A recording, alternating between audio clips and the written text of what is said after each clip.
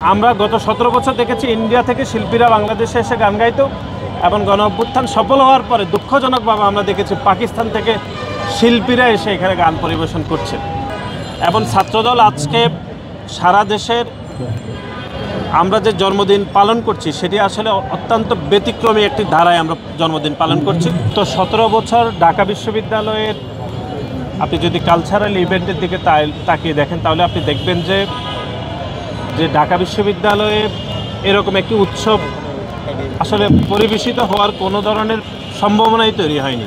যুক্তরাষ্ট্রের এক নম্বর gym chain gold gym এখন আবারও বাংলাদেশে বসুন্ধরা আবাসিক এলাকা ও বসুন্ধরা সিটি শপিং মলে।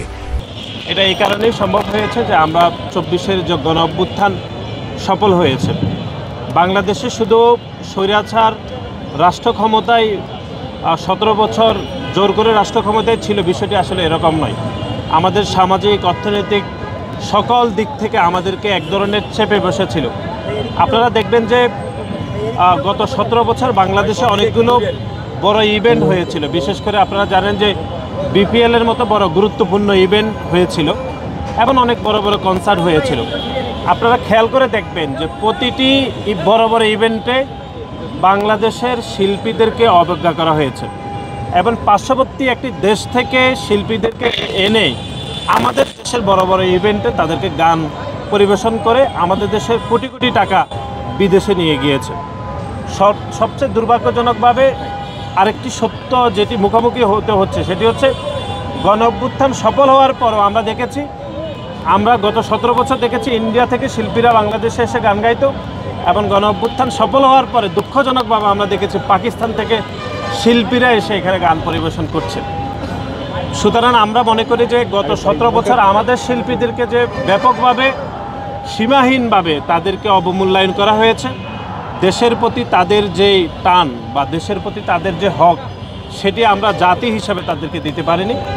সুতরাং আমরা মনে করি এই ক্ষুদ্র ক্ষুদ্র আয়োজন থেকে আমাদেরকে দেশপ্রেম, দেশের সংস্কৃতির প্রতি আমাদের যে আবহমান যে দায়বদ্ধতা সেটি আমরা স্বীকার করছি এবং বাংলাদেশ জাতীয়তাবাদী ছাত্রদল এরকম একটি আয়োজন করছে। আজকে নবান্ন উৎসব অগ্রহায়ণ মাসের আজকে যদিও 6 তারিখ, তার 5 তারিখ তারপরও আমরা মনে করি এরকম একটি আয়োজন এটি আমাদেরকে মনে করেই দিচ্ছে যে আগামীতে বাংলাদেশের সংস্কৃতি, আবহমান বাংলার যে সংস্কৃতি যেগুলো দিয়ে আমরা আসলে বড় হয়েছি সেগুলোর ধারাবাহিকতা বাংলাদেশের প্রতিটি ক্যাম্পাসে আসলে আমাদেরকে ছড়িয়ে দিতে হবে। এবং যারা গত 17 বছর ধরে আমাদের সংস্কৃতিকে যারা অবজ্ঞা করেছে, অবহেলা করেছে তাদেরও শাস্তি হওয়া উচিত বলে আমরা মনে করি। এবং আজকে একটি বিশেষ দিন, আপনারা জানেন যে আজকে আমাদের দলের ভারপ্রাপ্ত চেয়ারম্যান, আমাদের ছাত্র দলের সাংগঠনিক অভিভাবক জনাব তারেক রহমানের 61তম জন্মদিন। যদিও এই দিনের সাথে আজকের এই আয়োজনের কোনো কানেক্টিভিটি নেই, তারপরে এটা কাকতালীয়ভাবে দুইটি আজকে হয়ে গিয়েছে।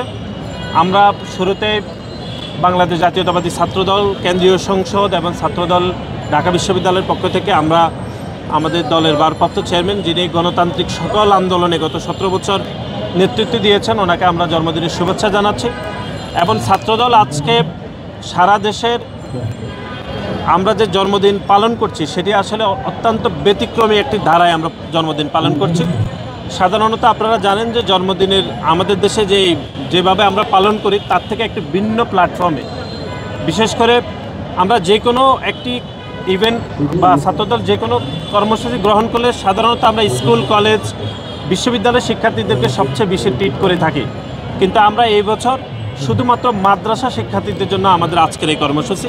আমাদের দলের ভারপ্রাপ্ত চেয়ারম্যান জনাব তারেক রহমানের জন্মদিন উপলক্ষে মাদ্রাসা শিক্ষার্থীদেরকে শিক্ষা সামগ্রী দেওয়া, তারপরে হচ্ছে যে সকল মাদ্রাসা শিক্ষার্থী এতিমখানায় রয়েছে তাদেরকে ভালো খাবার পরিবেশন করা, তারপরে হচ্ছে বিভিন্ন ধরনের পাঠ্যপুস্তক যেগুলো মাদ্রাসা শিক্ষার্থীদের জন্য দরকার পড়ে সেগুলো আজকে সারা দেশে আমরা অত্যন্ত অনাড়ম্বরভাবে এটি আমরা শিক্ষার্থীদেরকে দিচ্ছি।